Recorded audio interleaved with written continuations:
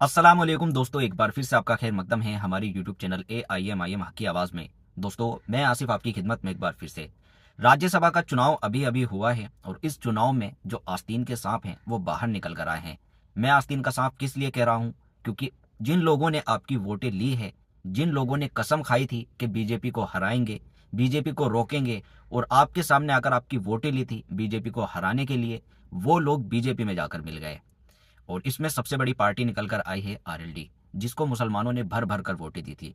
ये वही आरएलडी है जिसने बीच चुनाव में आकर कस्में खाई थी, चुनाव में आकर बीजेपी को रोकने की कस्में खाई थी। ये वही आरएलडी है जिसने जयंत चौधरी पर लाठियां चार्ज करी थी।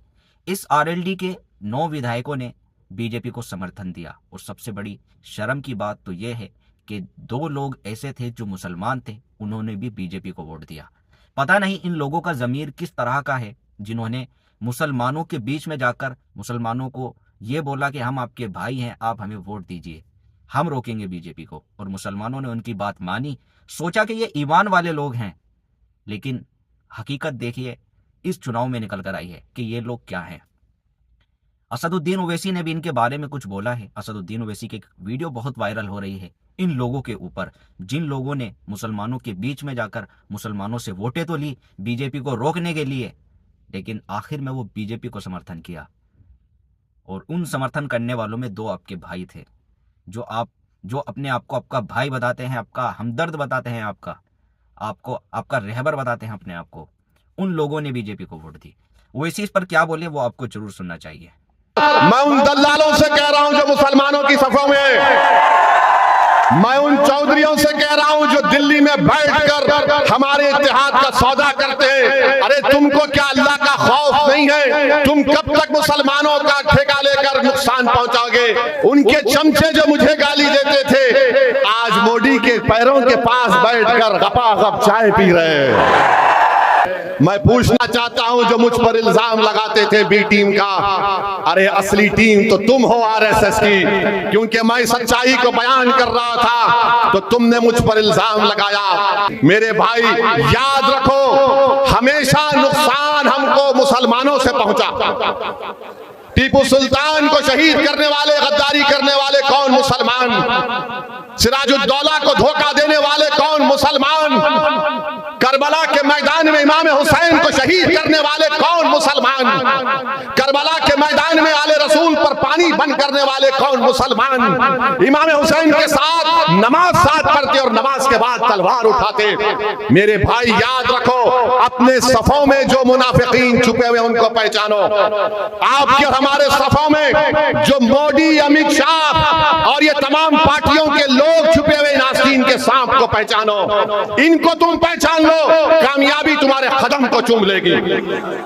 तुम पहचानो तुम्हारी सफों में कौन तुम्हारा दोस्त है, कौन तुम्हारा दुश्मन है। तो दोस्तों, आपने असदुद्दीन ओवैसी साहब की स्पीच सुनी और इस स्पीच से आपको एक बात समझ में आ गई होगी कि चुनाव में असल चेहरे इनके निकल कर आते हैं जो आस्तीन के सांप हैं। आप अगर ये सोच रहे हैं कि आपके सामने कोई कैंडिडेट आ रहा है, भले ही वो मुसलमान हो, आपका भाई हो, और आप इस बिना पर उसको वोट दे रहे हैं, तो जरूरी नहीं कि वो भाजपा का एजेंट ना हो। इस चुनाव में ये बात खुलकर सामने आ चुकी है कि मुसलमान होते हुए भी भाजपा के एजेंट निकल गए हैं। जो असदुद्दीन ओवैसी साहब को गालियां देते हैं, एजेंट बताते हैं, उनकी पोल इस चुनाव में खुली है। किस तरह से मुसलमानों ने अशरफ अली, जिनका नाम है अशरफ अली, थाना भवन से एमएलए, उन्होंने बीजेपी को वोट दी। उनकी स्पीच वायरल हुई, उन्होंने कहा हम एनडीए को समर्थन करेंगे क्योंकि आरएलडी की बात हमें माननी पड़ेगी, क्योंकि उनके बहुत एहसान हैं, कौम का कोई एहसान नहीं जिसने चुनकर इनको भेजा है। आज अगर ये एमएलए हैं तो इनका कहने का मतलब है कि आरएलडी की वजह से एमएलए हैं। आपने वोट दी, आपकी वजह से एमएलए नहीं है, आरएलडी की वजह से एमएलए हैं। इस एहसान को भूलकर ये लोग कह रहे हैं कि आरएलडी का बहुत बड़ा एहसान है। अशरफ अली बोल रहे हैं और गुलाम मोहम्मद, जिनका नाम है, ये भी एमएलए हैं, इन्होंने भी बीजेपी को वोट दिया। दोनों लोगों को कैसी शर्म, कैसे गैरत आई होगी जब इन्होंने बीजेपी को वोट दिया होगा। किस तरह मुसलमानों के जज्बातों का इन्होंने कत्ल किया है। क्या इनके अंदर गैरत या शर्म है? आप इनसे सवाल जरूर पूछें, क्योंकि आप इनके पास आसपास अगर रहते हैं तो इन्हें मैसेज करें इन्हें इंस्टाग्राम पर, इन्हें ट्विटर पर मैसेज करें, इनसे पूछें कि जो आपने गला घोटा है मुसलमानों की वोटों का, किस तरह आपकी गैरत ने जवाब दिया होगा। एक यूजर शादाब चौहान हैं जो अच्छे नेता हैं, उन्होंने भी इनसे सवाल किया है। ट्विटर पर उन्होंने क्या ट्वीट मारा, थाना भवन से आरएलडी के विधायक अशरफ अली, जिनको मुसलमानों ने भाजपा को हराने के लिए वोट दिया था और अब यह बीजेपी को राज्यसभा चुनाव जिताने के लिए वोट कर रहे हैं। इनके साथ गुलाम मोहम्मद भी हैं जो सिवाल खास से विधायक हैं। मैं सिवाल खास और थाना भवन की विधानसभा के मुसलमानों से अपील करता हूं कि इन दोनों का सामाजिक बहिष्कार करें, क्योंकि इन लोगों ने मुसलमानों को धोखा दिया है, उनके दिलों को ठेस पहुंचाई है। आज ये अपनी राजनीति के लालच में मुसलमानों की वोटों का सौदा कर रहे हैं और बीजेपी के हाथों को मजबूत कर रहे हैं। कल जब चुनाव का समय आएगा फिर यही लोग आपके बीच में आएंगे, नाटक करेंगे, ड्रामेबाजी करेंगे। लेकिन मुसलमानों, अब आपको सोचना है, इन आस्तीनों के सांप को समझना है। आप लोग अगर अब नहीं समझे तो कब समझेंगे। उम्मीद करता हूं आप लोगों की कुछ बात समझ आई होगी। लास्ट में असदुद्दीन ओवैसी साहब की मैं एक स्पीच सुना देता हूं। उम्मीद करता हूं आप लोगों की आंख खुल जाएगी वो स्पीच सुनकर। ओवैसी साहब ने क्या बोला, मुसलमानों पर बोला, और बोलकर उम्मीद करता हूं आप लोगों के समझ में भी आएगी बात को। सुनिए ओवैसी साहब क्या बोले। मेरे अजीज दोस्तों और बुजुर्गों, आखिर कब आप लोग बेदार होंगे? क्या आप कयामत आएगी तो जब बेदार होंगे और अपने वोट का सही इस्तेमाल करेंगे? याद रखो भारत के मुसलमानों, मेरी इस बात को ज़हन नशीन कर लो कि बीजेपी को रोकने की जिम्मेदारी सिर्फ 17 करोड़ मुसलमानों की नहीं है। बीजेपी को रोकने की जिम्मेदारी हर समुदाय के जिम्मेदारों की है, मगर हम ये समझते हैं कि सिर्फ हमारी जिम्मेदारी है। अरे बताओ, आखिर कब तक आप इन्हीं सियासी हरकतों पर अमल करते रहेंगे? बताइए, भारत की पार्लियामेंट में कितने मुसलमान एमपी हैं? 17 करोड़ तुम्हारी आबादी है, 14% है। आप 5% आपके एमपी नहीं है, 5% भी आपके एमपी नहीं है। मेरे भाई बताओ, तुम्हारा भारत की सियासत में कहां है तुम्हारा निशान? बताओ।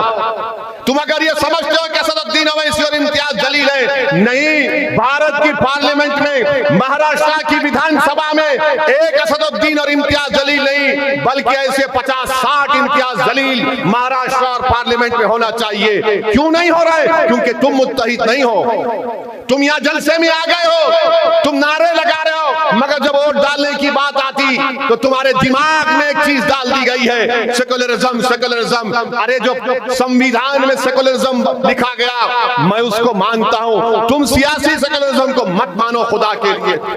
क्या मिला तुमको? तुमने मस्जिद को खो दी सेकुलरिज्म के नाम पर, तुमने मेहरौली की मस्जिद को खो दी सेकुलरिज्म के नाम पर।